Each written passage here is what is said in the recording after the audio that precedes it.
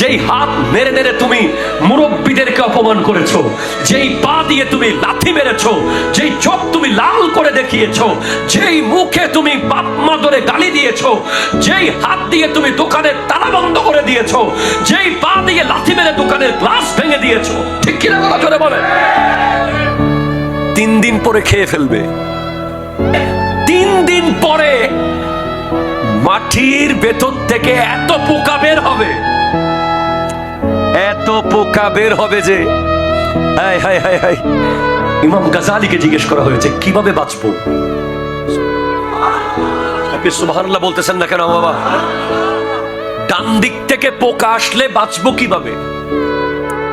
বাম দিক থেকে সাপ বের হলে কবরে বাঁচবো কিভাবে?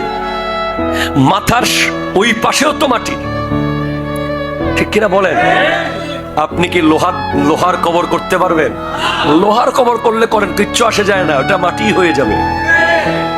কবরে আর আপনার দুনিয়াবি কোনো ক্ষমতা চলবে না।